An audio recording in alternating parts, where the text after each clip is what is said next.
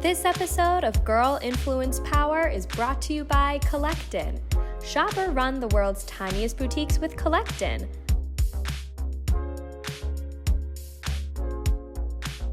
Thank you, everybody, for being here. I am really especially thrilled because it is my 6th night sleeping in my apartment here after an 18-year run in New York City. So this is my first panel, obviously, in Los Angeles, and I feel really honored to be here among this wonderful group. I'm so blown away by this club. I got to figure out another way to get myself here ASAP. And more importantly, thrilled to be able to moderate this group of just incredible, I don't even know what to call them, just black belts of their field. I'm going to just tell you a little bit about myself since I am the new kid on the block.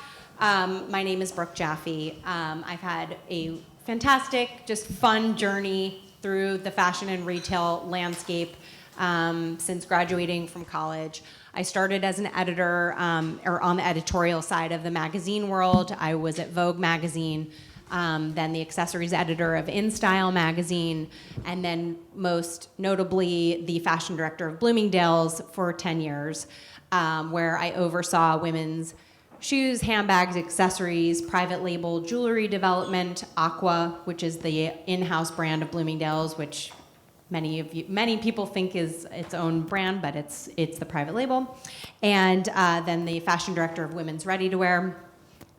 I chose to leave Bloomingdale's because I got very seduced to enter the startup world. I wanted to learn about artificial intelligence. I'm really going on for too long, but I want everybody to know my backstory and where I'm coming from. And my startup was sold pre-launch to Google. That's its own panel.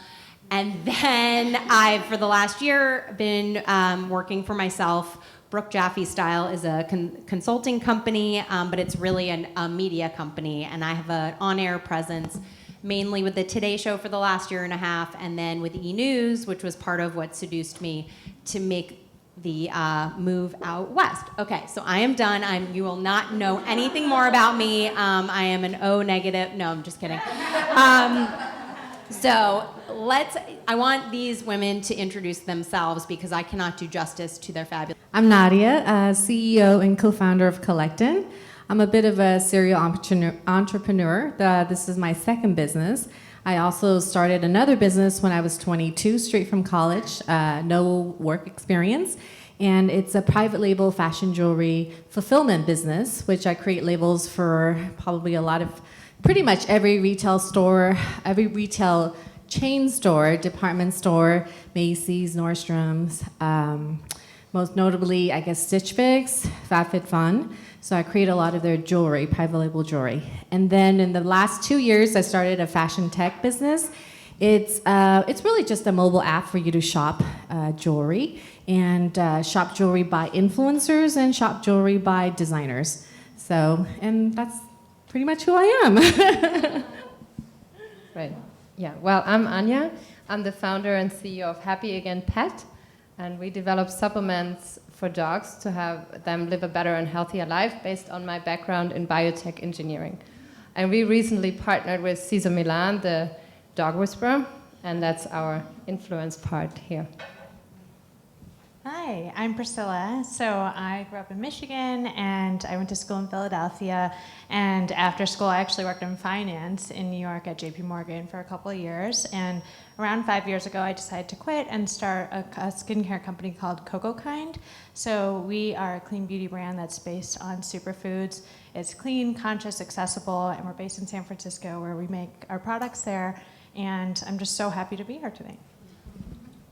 Hi, I'm Casandra. I'm the founder and CEO of @Casandra.Cadwell, if you want to tag me tonight. And so I'm an influencer and a blogger. I mainly am on Instagram. That's my main platform. And I'm also the community manager at Violet Grey, which is a beauty store right down the street. So I run the VIP marketing program as well as helping with the beauty curation and testing process. And yeah, I'm from San Diego. I moved up to LA to go to USC. Fight on, if anyone is also Trojan.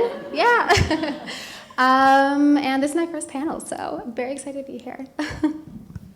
Hi, everyone. I'm Jaclyn Ferber. I am one of the co-founders and the creative director of 10 Over 10.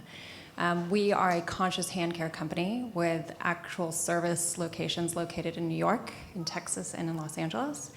And we also have a conscious hand care product line that we distribute through several, amazing wholesalers, as well as now recently through Target, which has been a really huge, talking about startups. I feel like we've been at it for a while, but that was like a huge turning point for us, which is very exciting.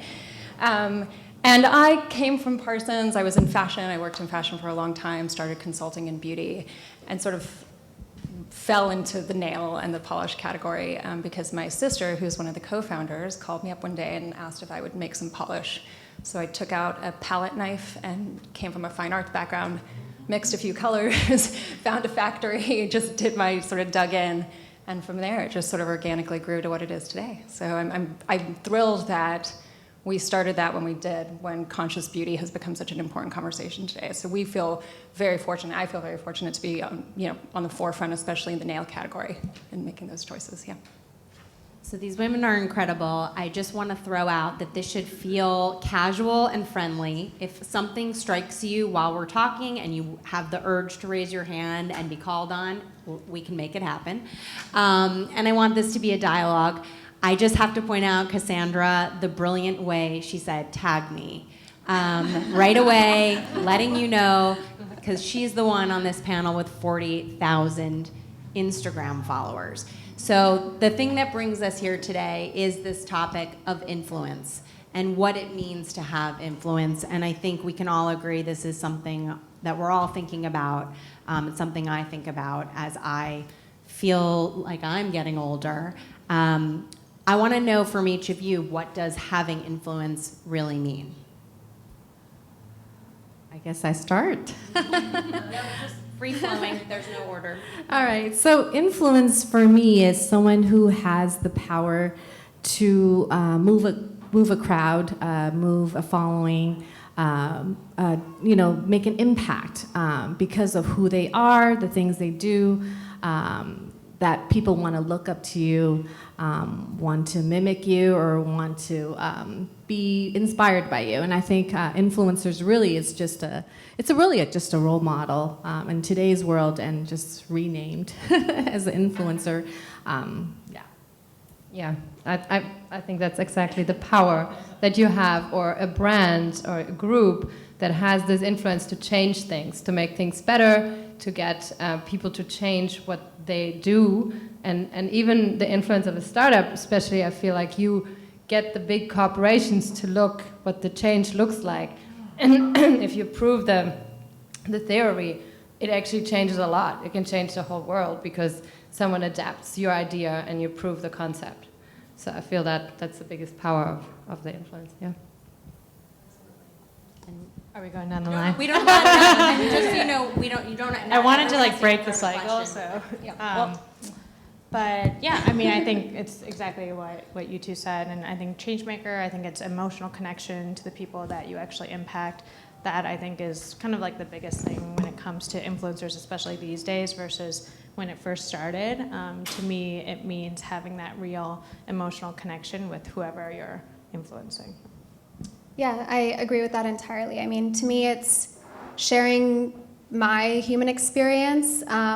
Especially being in LA, you kind of don't really realize that you're in this bubble of being at the forefront of pretty much every trend and every interesting thing, not in the world, obviously, but, for the West Coast, LA is a hub for that. And so sharing that and your human experience and giving others a window to your life is kind of what it means to me, and hopefully sharing that in a meaningful way that connects with people and that kind of gives them a sense of connection with you. I think being when I think about influence, obviously that could mean a number next to your social profile, and that translates to marketing eyes, and we sort of know there's a tremendous amount of power and an effect that creates. I think for me, I think being an influencer, though, is different than being influential. So, for me, my perspective, especially as it translates, it's not just on a social platform, but I lead a team, so I think it's very important to think about influence even in our sort of interactions as we walk through the world and as we're leaders and bosses and entrepreneurs and how we communicate with people. So for me, I feel like people trust my knowledge, and in order for them to trust my knowledge, I have to prove why they should trust my knowledge, and that's really what I think the essence of being somebody who's influential is that you should have something substantial to be influential about, and it really requires that you then sort of put, like for me, I think about it, and being in the process of being influential, I think, okay, well, how can I influence somebody to be the very best version of themselves? And that requires me to be the best version of myself. And then you really hope that inspires somebody to move in a positive way. And I think we're sort of all saying the same thing, that it's really hoping that you create something that's systemic, that lives on beyond a moment of influence or just a follow, that you're creating something, whether it's one person or thousands of people or a million, and whether it's in leading a team or on social, that it really comes from a place of, again, for me personally, of wanting to create influence for positivity and for something good. Because we can all, I suffer from the same thing. I think we all do. You look at social and you're influenced to buy things. But I think looking at the subtext behind what that is too, and there's an emotional quality to sort of authentic influence. And I wasn't necessarily going to ask this question next, but I think you hit on something, and it was something I certainly, when I was at my startup. How important is it for a founder of a brand? A lot of you are, you're actually created your brands. You're a chemist. You came up with a formula. Priscilla, you literally were mixing in your kitchen like Estee Lauder formulas to solve a problem for yourself. So how much of sort of a successful business is contingent on this sort of like emotional connection to the product?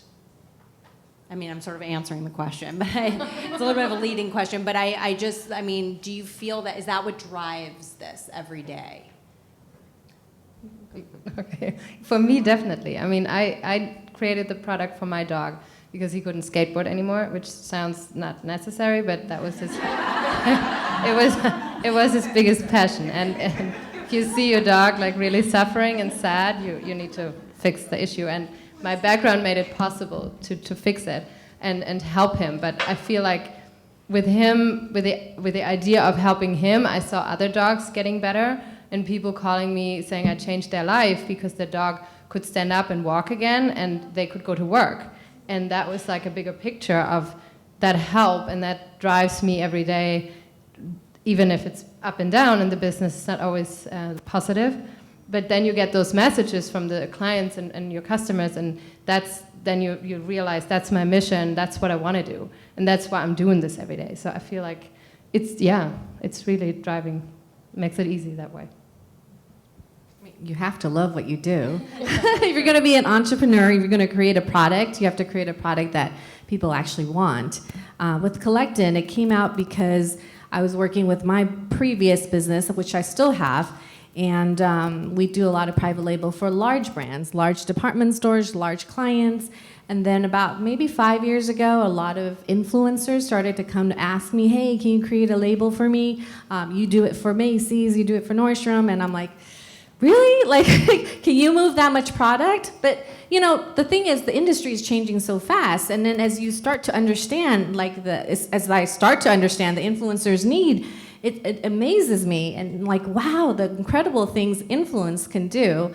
And that's really why I started Kollectin, is so that I could create labels for the influencers and I could support them for all the parts that they don't want to do, the operational of the business, the creation of the product, customer service. So I think it's something that, you have to have a passion for, and you have to also know that this is something that the market wants, and it's a product that, that is needed. I'm putting you in the hot seat because I think I'm curious. Are there that many people who need lines that are that influential? That you'd be surprised. I mean, because there's so much clutter and there's so much chaos out there. Right. How does a company siphon through all these influencers to figure out who's going to actually do some volume. Right. So you're right. It's like sorting through like an ocean of sand, and you're trying to find the couple. But the ones that we've kind of created like our secret formula and our little process that we're able to quickly find out if your influence is truly real or is not really real. Are you truly able to move people to do things, or is it's just a like a wow factor? I feel like I need a whiteboard and I want to like start doing the division to figure out how that works, because I think it's, I think that's the question a lot of, I certainly have. I don't know if you guys agree. When you see, I want to know how those numbers get so high and what truly creates influence. Not everybody can have influence. All right, I'm going to shift slightly. Do you want me to answer that question? I wasn't sure. Oh yeah, I do. Oh yeah, give away your secret. I would love. No. I mean, we have a process, but of course, we not only look at the number of likes and number of following. We also look at how genuine you are. Are you communicating and connecting to your audience? Are they listening to you? So we'll do a couple of tests. We find out. We don't just look at there are a lot of websites with they just tell you, hey, this person is going up, or is going down, and the percentage. There's a lot of statistics, but those are just numbers. And it really, when you meet an influencer, it's all about who they are and how genuine they are. And then once we put them through our little test, you'd be surprised. It's not even the number of following. You could be the mom, with a lot of friends, and you could probably move like hundreds of dollars of products in just like one post. Or you could be that influencer. We literally have one influencer with maybe 100,000 following, and we launched a collection, and really in that 1 month, she did like 18,000 in sales and sold more hoops than I've ever sold to Macy's in one season. So it's really hard to say. It's not the following, it's not the like, it's the connectivity. And it's that real power influence. And if we could do, and then I think nowadays its influence is not just on a very like unreachable level like a celebrity. It's actually very micro. So anybody could be an influencer as long as you know and know how to connect to your audience. And also, I think one of the things that I say to my team a lot as we've grown a brand is like we would rather have 100,000 people be obsessed with us. Well, that's a lot of people. So we'd rather have 1,000 people be like obsessed with CocoKind than have 1 million people kind of like us.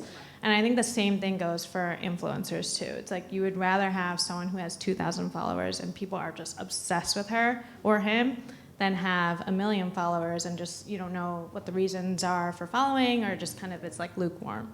Lukewarm, I feel like in influencer world is just like it's like we'll run away from that. Yeah, right. Exactly. So, I guess I would love to know kind of what I'm trying to think where I want to go with this. I'm really curious about the courage that it takes actually to start your own company and to walk away from another career path and start. So I'd love to hear from. I think it's very courageous and it takes a lot. There's a lot of risk. And I would just love to hear some of those stories. As I said, I was, I don't think I jumped in. I sort of dipped my toe in. I was fortunate that something was propositioned to me. It wasn't in my wheelhouse. I'd done product development to a certain extent, but I came from fashion, and then it's unlike sort of hearing that it's a passion that I was living in me before. It sort of became more and more of a passion as I worked and grew this company with my 2 co-founders. So I was fortunate in that way. But I think that at the end of the day, when you jump in, I think people get very easily paralyzed, when you're thinking about what do I do next and what do I want it to be, and then you even go, when will I exit? And well, if you're thinking about exiting, don't start, because it's not. This is no sprint. The old cliche, it's a marathon. So I think as long as when you jump in, you really sort of have an understanding that the name of the game is perseverance. And to everyone's point, you really have to love what you do because it's really hard. There's nothing easy about building a business, whether it's a business of being an influencer or whether it's building a product line. And so I think if you don't love it and you don't look at it as a long-term sustainable thing that you can endure, like you're probably going to fail. And that's just the reality of it. because it's really, really challenging. So for me, I very quickly fell in love with what I was doing and the message we were putting out there. And so it's managed to sustain us through a very slow growth, to be honest. Successful growth, but it's been slow and organic, and we've been patient. We don't look to sort of tomorrow, can we, get X amount of money or turn it out. We're in it and we believe in it. And you have to sort of, you dive in and you just go for it. I think one interesting fact that I read recently, though, is I think that, it's a fact, so I guess I don't think it, it's what it is. They say that I think the percentage likelihood that you'll succeed when you start a new business is 125%. You're 125% more likely to succeed if you're moving to a business in an industry that you already have experience in or from a previous vocation. So it's interesting because there's passion and then there's also experience that's very valuable. So I think knowing a little bit about what you're getting into, which I did to a certain degree, was part of my ability to find more passion and be successful in it. Yeah, I think you sort of go for it. Yeah. Yeah, I mean, I definitely just jumped right in, and I feel like for me, I was 25 and just very naive, and I basically thought I could do whatever and wasn't really thinking about. I had always wanted to be an entrepreneur, so it wasn't a surprise to me or anybody that was close to me, but I think there was just me being naive and really feeling emotionally tied to this mission that I had. That caused it. And I think that one of the things I tell people, similar to what you were saying, is just you should just feel so compelled to do it and every day move you forward. I think initially when you start a business, it's really hard because you're literally making work for yourself. If you get an email and if you get one incoming email, you're like, oh my God, someone emailed me. And that's really different from any other job. And eventually what happens is you start building these pieces, and then all of a sudden you're getting 10 emails and 20 emails a day, and you just your work is now leading you. But in the beginning for me, I was so compelled to move to the next every little small step that it was a sign to me that this was the right thing to do. And I think I always also say that the first year for me in my business was the most fun I think I'll ever have in my career, period, because you have nowhere to go but up, and there's no risk of failure, and nobody knows about you, and everything you do is just a win, a small win or a big win. And your problems are good problems to have, oh my God, I need to make this much product, and I sold out or something like that. And then, after the first year or after a certain period of time, you start to have real problems. And so I think in that first year, if you're not having fun, if you're not just thrilled by it, then what's a sign? And I think kind of switching gears too to being an influencer and a blogger, but also piggybacking off of what has been said, I get a lot of questions and DMs both in person and on Instagram just about how do I start being an influencer? What is that? What does that look like? What is step one? And I just say, you have to want to do it. You have to be passionate about it. You have to have fun, and you just have to do it. One day you just start talking to your phone, and that's it. You just do it. And then you're an influencer. You have to get, all of the rest of it that follows, but you just start. I'm so happy that you just made that shift for us. So can you talk a little bit about what that commitment is when you say make the commitment? Can you get specific? How many times a day? How much is too much sharing? Is there such a thing anymore? What are the boundaries? And, you're managing this for a business as well as for your personal. So maybe can you talk a little bit about how that's different? Yeah, so I think it's different for everyone. And I think the boundary that you set is up to you. I personally cannot stand watching a story that's a million little dots. The minute that happens, if I see that 5 times on someone's profile, I'm unfollowing. So based on what I like, I kind of determine how much I'm going to post with that. So I don't really like to have more than 10 slides a day, but it also on stories. I don't really like to post more than once a day on my own account, but if I'm traveling and I'm doing something really fun, then I'm probably going to be posting more just because there's more interesting things. So but there'll even be days where my day is super mundane and I'm not doing anything exciting, and so maybe that day I will only post one slide about skincare because you can always post about skincare. But As far as Violet Grey, I don't do the social for Violet Grey, actually. I sometimes will help with it. As much as I do love social media, I've found that I much more prefer it for myself than doing it for brands. I have done many brands in the past. But we really, with Violet Grey, it's really sticking to what aligns with the brand. So we want things to be really elevated, and that makes a huge difference for how we communicate with our followers. We'll never stray from that main point, but it's really up to you. And is there such thing as oversharing nowadays? I think so.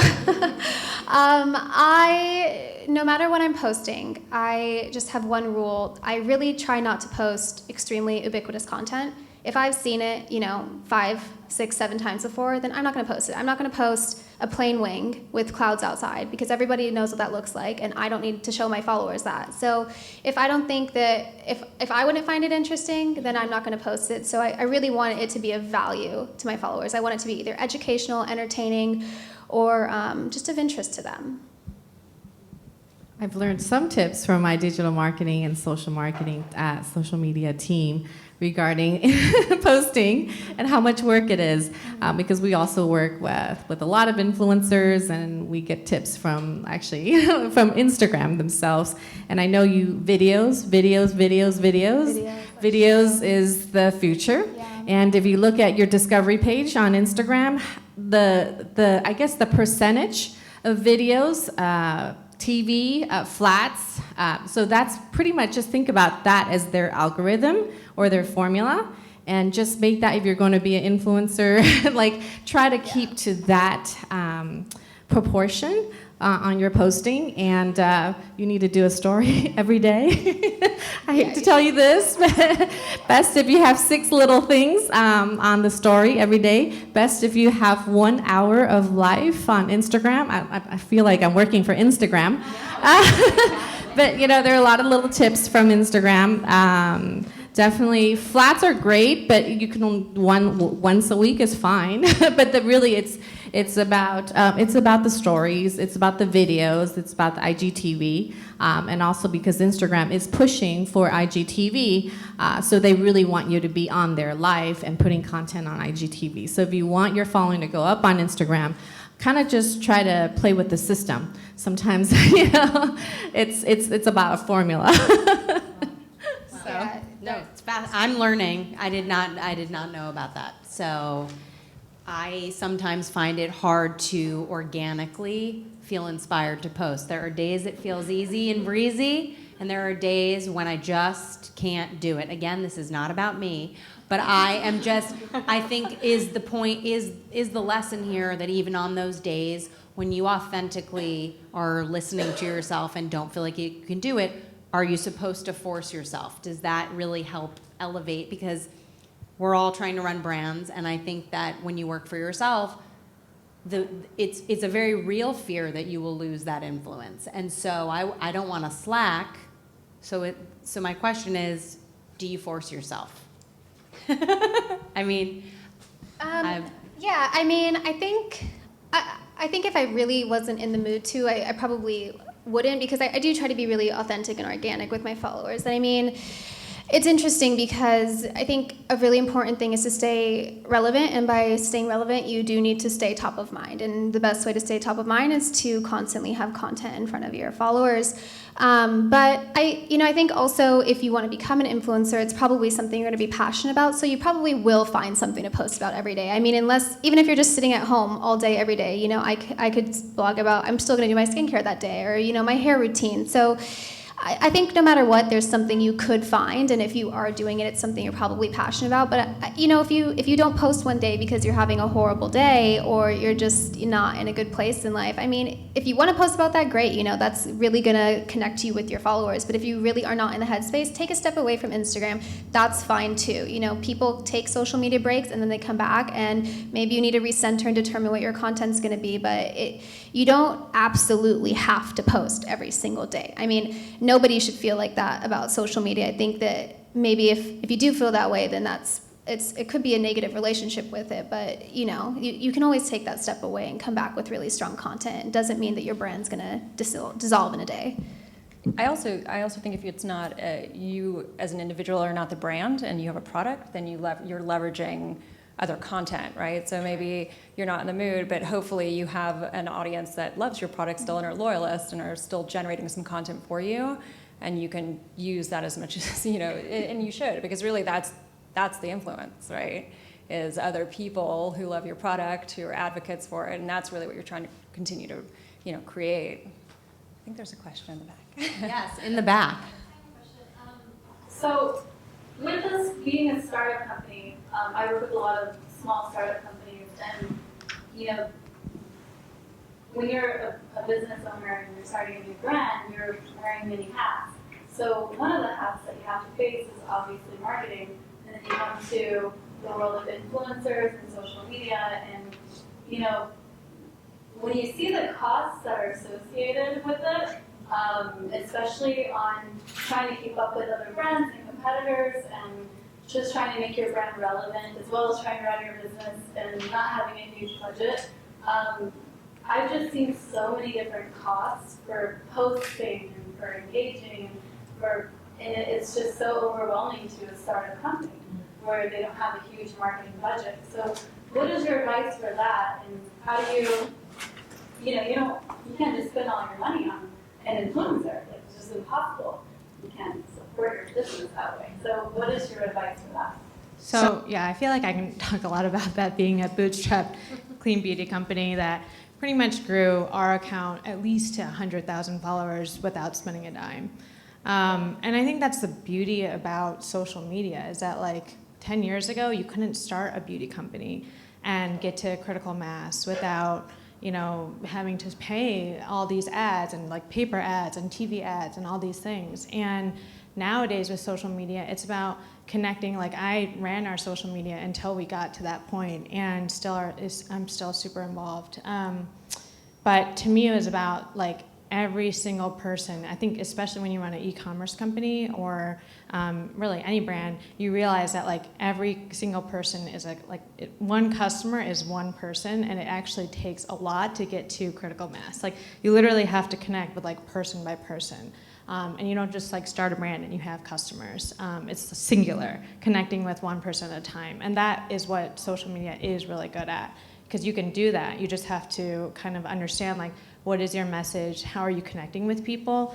And connect with the micro-influencers that share those same values with you. And then as you continue to grow, you'll find other people that are kind of growing with you too. And I think that's something for CocoKind was just so huge for us at the same time. A lot of them who are my really good friends now. We just did a collaboration with Jeanette from Shut the Kale Up. I don't know if you guys know her, but she's a wellness influencer and who's super authentic, and she has like the most aligned values that we could possibly ask for an influencer. But for us, it was just very much about like growing ourselves, one, as like you have to be your own most powerful influencer at the end of the day. Like, people have to like coming to your channel, and you have to offer that entertainment or education or that safe place for people, which is what we try to offer.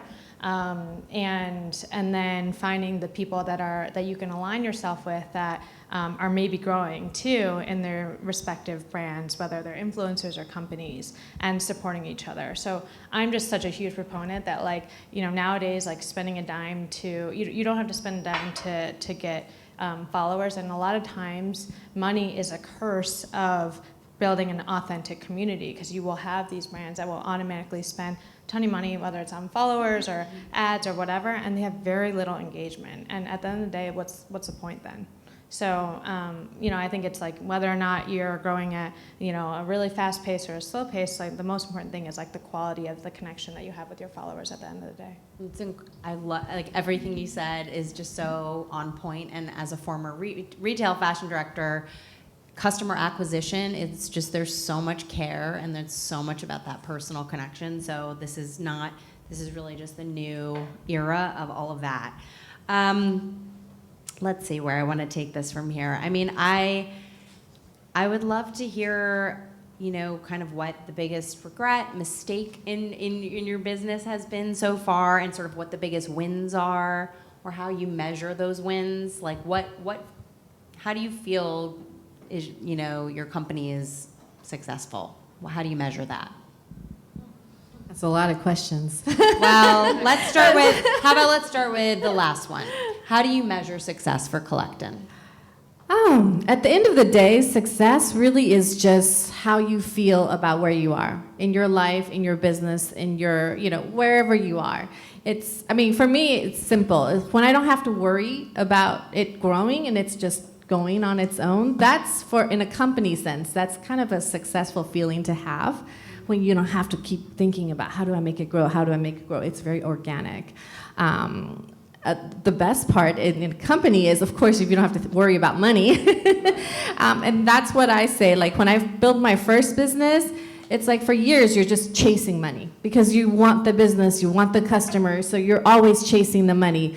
But then eventually when you get to a point, you feel like success is when you're not chasing money and actually money comes to you, people come to you, everything just kind of fall in place. And I think that to me is success. It's that wonderful synergy of feeling that everything is just coming together and you really feel good about what you're doing, what you're building, and that, truly as an entrepreneur, you can't ask for anything more than that to define success. Well, I think in my case, it's very obvious. My success is measured how many dogs I can help to live a better life, and that feedback from my customers, to get that every day or once in a week, that's like thriving. If I get that, I know that's a success. And having someone like Caesar on board to make it happen that I can reach so many more people at once through his network and the credibility he gives to the product, it was just like partnering with someone that has the same vision of making the life of our pets better. And yeah, I would only measure my success with the dogs that get better with our supplement and that feedback from them. That makes the company, that makes me happy, and that gets me going to do more. It's incredible. Caesar Milan is the dog whisperer for anyone in here who does not know who Caesar is, and he is getting behind Anja's company. So that's pretty incredible. Obviously, your formula is magical. Okay, Priscilla. Yeah, I think for me, like I've always wanted, the mission in this brand is to reach a lot of people with clean, conscious, and accessible skincare. So there is a certain element of like just getting critical mass and having a really strong community of people who are obsessed with our values, and not just the products, but our company values, our emotional values, and all of that. I think on a personal note, success is really hard to define as an entrepreneur, and probably most entrepreneurs have a really hard time being like, okay, now I'm successful, it's always about like the next. So I think what's amazing about wellness these days is that there is this like being really conscious about where you are at, where your mind is relative to like your business and everything. And for me, like if I'm feeling stressed or nervous about anything, money problems or not, like that's not success. And it's really hard to avoid that as an entrepreneur. So as much as possible, it's about being aware and being present. And that to me is kind of like my new definition of success, and I'm recently playing around with. I'll answer this question in two parts. One with my career with Violet Grey, and then one as an influencer. But with Violet Grey, I think success for us means finding that new product or brand, like 10 over 10, that really fits our curation and our shelves. And then through my role, really connecting that one hero product with our VIP customers and really connecting with them on an individual basis. Through my role, we do treat each of our VIPs as an individual person, and we really connect with them. I spend time on the phone with them talking about their skincare routines, all of that, and really getting to connect with them and connecting them with a product that I personally love is how I measure success there. And then I think as an influencer, probably in a couple different ways. I think, when I get to work with a brand that I love and admire, that is a huge thing of success, marker of success for me. Getting to work with Stone and Strand, who asked me to be on this panel. Getting to work with, when I hit that brand that I've just loved even my whole life, that is big for me. And then also I think much more simply just when my content aligns with my vision, when I get that perfect photo and I'm just like, yes. But I don't know. I mean, it's also difficult because, there's always going to be someone bigger than you, and you're always going to see someone get a campaign that you didn't get. So you really just have to take those little wins, and yeah.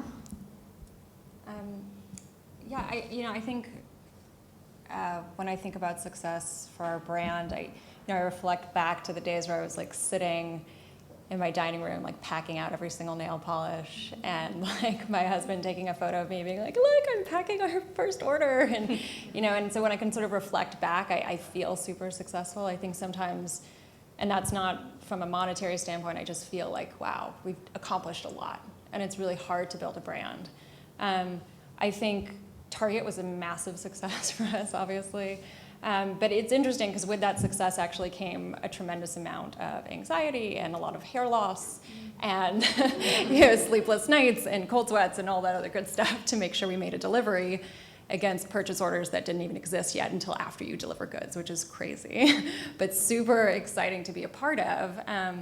So the successes that I think haven't done that have actually sort of hit me the hardest, though, are the ones where I've been sitting in a salon and interviewing an employee who says, I've been doing this for 30 years. I have really bad eczema. I can't do work in salons anymore. I've been doing acrylics and I don't know what to do. And I say, well, good news.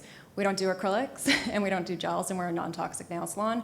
So you can still have a really long-lasting career and be successful here. And those are the moments that I'm really grateful. That success is really defined by me, by my gratitude that I get to do what I do and employ a lot of people in a safe environment, again, in an industry that's not notoriously known to be safe. We got to be a part last year of a coalition that's trying to change legislation around clean beauty and the way that it's regulated in this country. So those are really sort of like the big successes that drive our business, because that's why we do what we do. So yeah, obviously everybody wants to see their sales grow year over year. No, I myself included, no doubt. But yeah, I think it's in reflection. I'm just super grateful. Yeah. I mean, I'm just overwhelmed because can you not hear how much passion and emotion is behind all of these businesses? And it really just pulls on so many different parts of you. And I feel you've all, it sounds like, are evolving personally with the ups and downs of your business.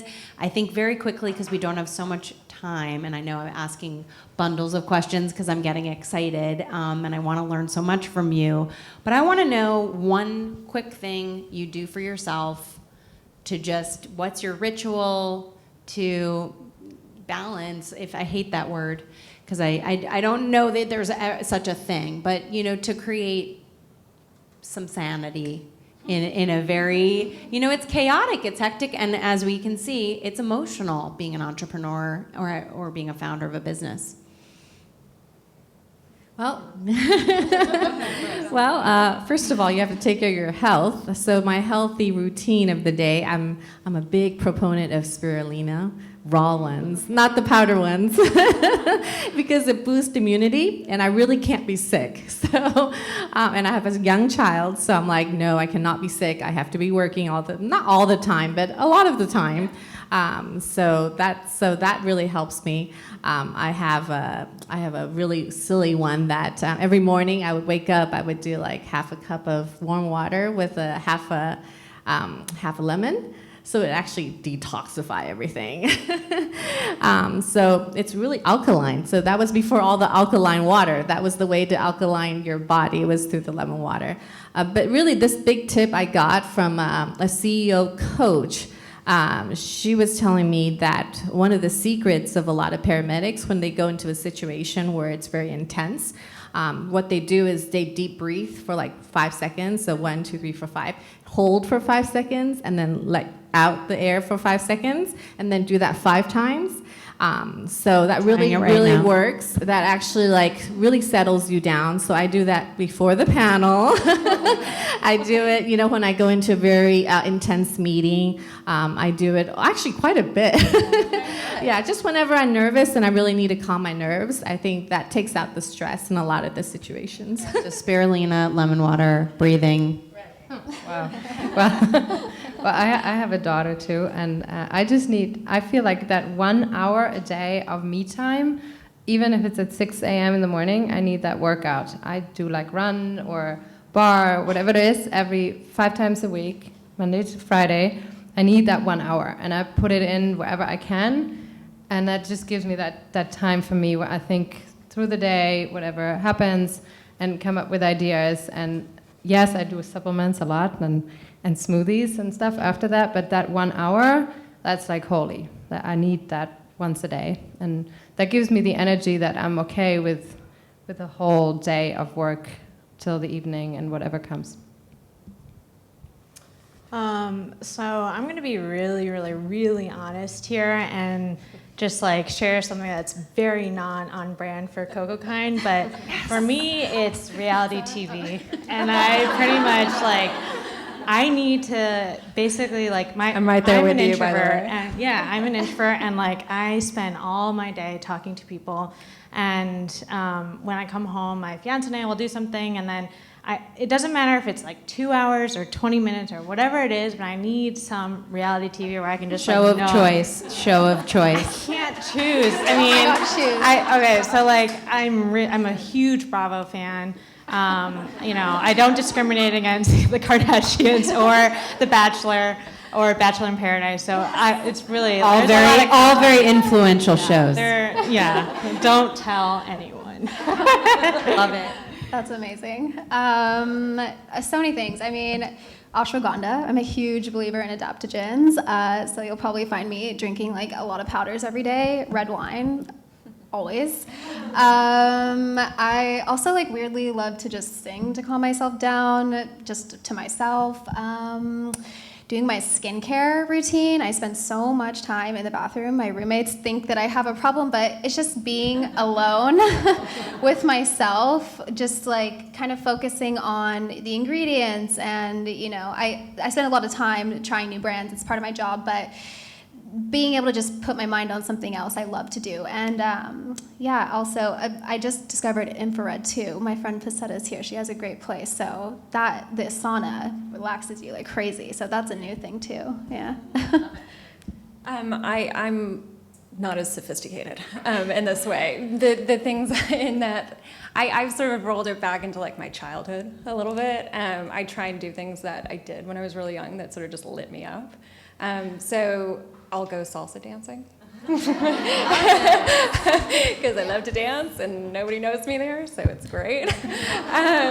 I also started horseback riding again recently. So it sounds like, when I say these things, it sounds like I have all the free time in the world. I don't. It doesn't happen very often, but when I do things, I try and tune into an experience that's really gonna like light me up, you know.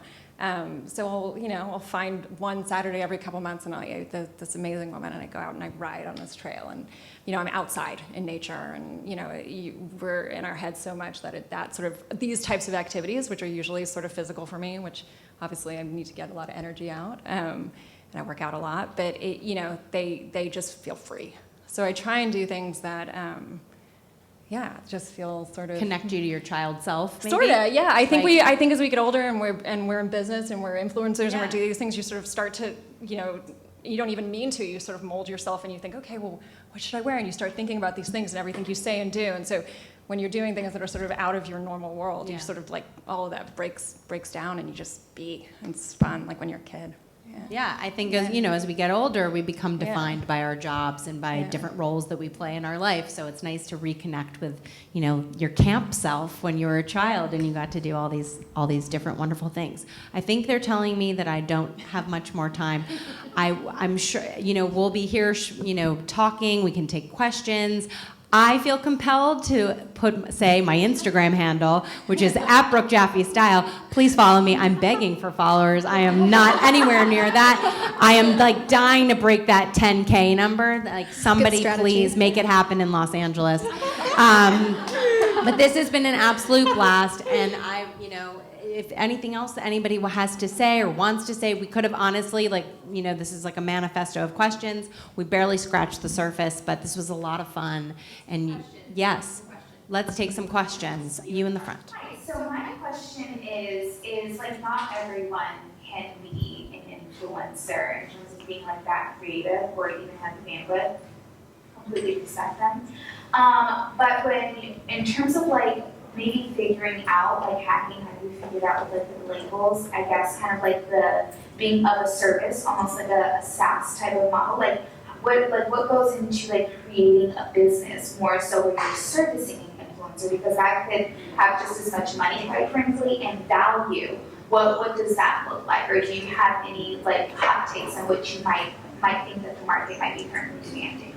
So really, it's just filling that need. So whatever you feel like, if you're working on being an influencer and there are tools you're missing, and you need that tool and you can't find it anywhere else, then that's a business opportunity. So opportunities are everywhere, but most likely the ones that you will be passionate about is something that you're already doing, and it could make it do better. So like I always tell my business partner, it's not always about running the best business, best technology. It's just running it better than what it's existing. So it doesn't have to be the best, and you can work towards it, but it just needs to fill someone's need. It needs to do it better than someone else.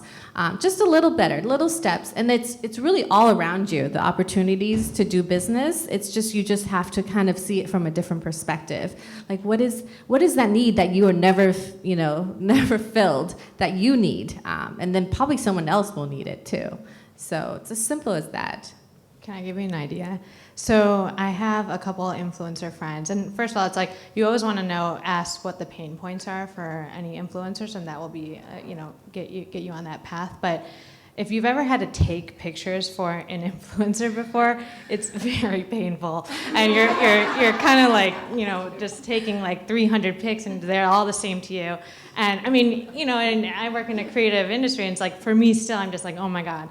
And so nowadays there's so many like on demand, or people, if you're like getting engaged, you can get this photographer for an hour. But the thing is, they don't have like a creative eye. They don't have an editorial eye that influencers need. So if you can find or create a platform for editorial photographers that can actually shoot really great content, and it's on demand, where like an influencer who's at a new place can go. I think that would save a lot of people in terms of time and effort and happiness. A lot of friends. Yeah, exactly. That's amazing. Second one. First of all, wow, ladies, very impressive, all of you. My question is, what stage are each of your companies in, and what are the one or two top things that are stopping you from growth, or the next growth stage, the biggest challenge that's in the way for that next growth stage? I'll take this one. Deathly afraid. I think our company's been around for a while now, 8-9 years, and we went out last year. We've been self-funded since we started. Similarly, we didn't put any money into marketing for years and years. We're only now starting to deploy, any sort of allocating any funds into marketing. But last year we went out for a raise, and we were in the process, and it was painful. It was hard and it was painful, and the fear of taking on somebody as an investor that really changes the whole dynamic of your business. But we were going into Target, and we wanted to be able to sort of support marketing differently, and then we just stopped. We just stopped because we realized that we would rather, and I think this is important when you're thinking about investors and raising, if you're at that stage with your company, there's also debt financing, and there's other options, and so you don't need to always give away your company or pieces of your company prematurely when you can anticipate that you're in a stage where you're still escalating and you still have all this opportunity for growth. So, sometimes that's painful, and you go, oh, but if I went to that photo shoot in that studio and they had 12 people on their crew and it was me styling, directing, might as well have been doing so it's painful because you see the potential of what you could create if you had more funds, but sometimes sitting in it and being patient, and I think we're in a stage where we will need to go out for a raise at some point next year to just sort of get to that next level, and that just is an inevitable part of growth, and then it's an exciting part as well. But it does, when you take on investors, it changes the landscape of your company. So it's scary. That's a scary, but exciting to be there, to be able to have the opportunity to be there. So I guess.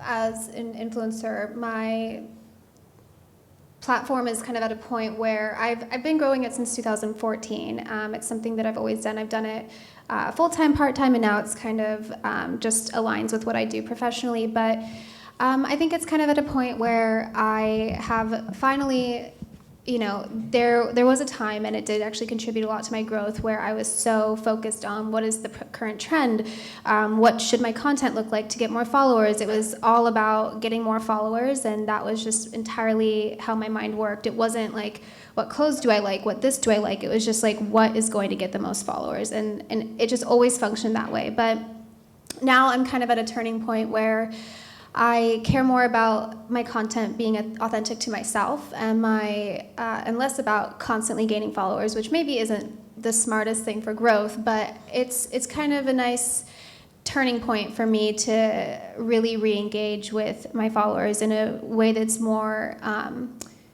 unique, and I think that does bring more value to brands, because yes, I could be doing the same thing as 20 other bloggers out there and gaining more followers every day, but then I'm a dime a dozen, and a brand could come work with me, or they could pay half the price to work with someone whose feed looks exactly like mine. So I've kind of shifted from, now that I have hit a 40,000 mark, which I do feel like is substantial enough to kind of really have my own brand power, I'm shifting from really focusing on growth to focusing on being unique, which I think has value in and of itself.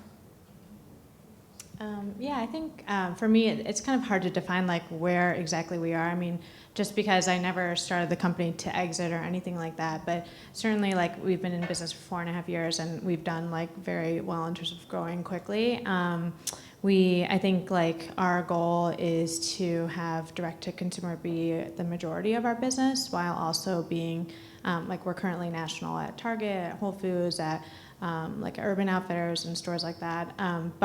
I think for me it's just about gaining continuing to grow like a substantial business at each one of those channels. And I think that I don't know if I'll have like a definite time period of when, at what stage that will look different, but I just kind of have the continuously same long-term goal. Well, we're very young. We started a soft launching in January and launched really with Cesar Milan in August, and had a 512% growth month over month since then, and just raising a seed round to get the supply. So very, very much the beginning. Just a little growth. First business I started 2022. That was self-funded, and then it grew when I had profit. So back in the days when you want to grow a company, there was no venture capital. You can't really go out and raise money. You just have your parents to support you on the seed, and then you make money, and you actually have to be profitable before you grow. So that business actually grew on its own. It's slow, but it was very, very steady. That I still have too. It's almost to its like seniority, I guess. It's like a lifestyle business, so that's that. But with the tech company that I started about 2 years ago, I did raise a round from business friends, a significant round. It's not an institutional round, but it's raising from strangers, which is very different than asking your mom and dad. But honestly, I think asking your mom and dad is probably harder in some ways, or your friends, because you're actually risking your trust with your family to start your business. So right now we are going through we finished the first round, and next year we're going to be into a Series A round, and that will be with institutions. I can tell you the money, it seems so easy from press. And it's not always necessarily, because nobody likes fundraising, because you believe it so much, but when you go out and try to pitch it, it's very different, because it's a baby to you, and it's all the opportunities, all your passion. But when you go out to investors, it's all down to the numbers, the way you present it, the people you know, the community you're raising from. So it's a whole nother story. And if you're raising money to grow your company, and your company is at a negative, you're always going to be raising money. So you finish raising round 1, you should be raising round 2, even if you're not ready, but you still should be preparing. So you're just going to be constantly raising money. So if you like raising money, go for it. I can tell you, I don't like raising money.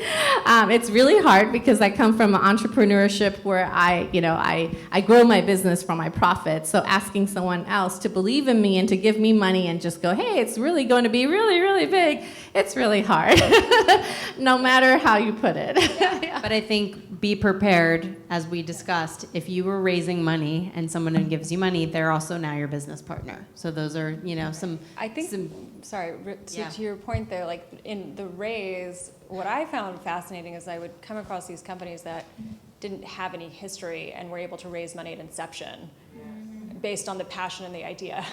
Yeah. And then you've got data under your belt and maybe you're flat, but you know it's coming, or it's just slower, and it's really hard to raise money at that point. And so there's almost a case to be made at times if you're at sort of the inception of trying to build something and you really believe in it and you think it's a great idea going out before you sort of have to prove yourself in that way. Yeah, it's a different strategy, and it depends if that's what you need to get going and you can't fund through family or friends and whatnot. Because, sometimes I'm like, how did that person raise that money? And, but they actually didn't even have sales under their belt yet. It was really sold on the idea. So again, I guess back to passion, really believe in what you're doing either which way. I second that. It's actually easier to raise when you have an idea and a passion and than actual metrics. Traction. When you have to have traction, then it's harder. But it has to be the right fit, I would say. Like the investors, it just has to fit to your business at the right point. There's so many out there, and I thought when I had 10 million that I'd done it all, and they said, no, there's so many more to go. And it's just to really find the right fit for you and for your business. Because it's kind of like a marriage. I mean, you have to live and work with that. Somehow in the background, they're going to control your business in a little way. And if it's the right fit, it's going to be great. Like, use your gut instinct. It's like a relationship, right? If like somebody tells you who they are and you're dating them and you go, oh yeah, but I'm going to fall in love with the potential. No, it's the same thing with an investor. Don't fall in love with the potential. Like they will. Now they're telling you. Yeah, no, they will. Yeah. We had a potential investor. Like things get really litigious, and you go, what does this mean? But we really need the money. Like if there's any indication that you're like, yeah, but like don't have shiny toy syndrome. You know what I mean? Like use your instinct. Yeah. And sometimes it's better to be said no. Yeah. It's better to be turned down than to take someone's money and they are a nightmare. Yeah, 100%. Does anyone? I feel like there were a couple more hands. Yes. Oh, I feel like just because we are here talking about influencers, the topic in the beginning was a bit about community. I don't know if we said the word. We were talking about value of how many followers you have versus what the person provides to those small amount of followers. And I think the conversation about community is coming up more and more amongst many people. Thoughts? Sure. I'm not sure we said community, but I think we should say community. Let's talk about communities. I look at community largely as partnerships with like-minded people. Our community is, we don't sort of engage like pay for play in our business. Again, we don't do the people we partner with are because they have a like-minded principle, passion, ethos, whatever, and it doesn't even have to be in beauty. It could be an exercise class that we take. Like, we partnered with Taryn Toomey years ago, and you go to her class and you have this cathartic experience of like, I keep talking a lot about like feelings and no, I mean the thing that I think, it's things that sort of resonate, and then you sort of create this organic community. So again, we aren't, our brand, we aren't a person as the influence. It's really about the brand. So it's easier to sort of partner in that way. But I think the community, we partner with Beauty Counter. I think it's really, again, the community becomes people who resonate with you because they're after the same pursuits. The integrity of what they're pursuing aligns with yours. I think one of the things that I sort of keep hearing said differently is core principles. A company that sort of thrives has core principles and values. No different for, social media. And I think it's just really interesting. Even if we're talking about a filter, is the ethos of your brand, it could be a superficial principle, but it's also it's an emotional principle. So I just think. And people are smart today. People can see oh yeah. Yeah. You can tell. And yeah. I think community is so important. I started by content focus solely on curly hair. And I don't know if anyone here knows about this, but the natural hair movement and community is so incredibly strong on Instagram. And I think especially in the sense of Instagram, if you can tap into a specific community and kind of base your influence on that, it will be so much stronger because, and if you can really tap into the people who want to talk about that topic, then you'll be so much stronger with your community. I mean, I still have, people who DM me every day about curly hair advice, and it's because that is how I started, and that's why people started following me. And now, of course, it's shifted a lot more to skincare because that's just kind of like where Instagram is at right now. But really figuring out what your community and niche is, and really becoming an expert in that is so important. And I'll also say, on the flip side of that, working with brands, every brand you work with is also a community. So one of the biggest brands I started working with when I had under 10,000 followers was Sugar Bear Hair. And that in and of itself is such a community too. And you will really align yourself with that community and brand. And you have to kind of pick your lanes because that kind of defines what you're doing and who you are. And it can really also help with your growth. Once you're in the curly hair community, all of those accounts will be reposting you. Once you're in with the Sugar Bear Hair family, that account, which has 3 million or whatever, how many they have now, they'll repost you and then you get followers. So it's really, I think, important to have your online community. And now, also, IRL in LA, the blogging community is so strong.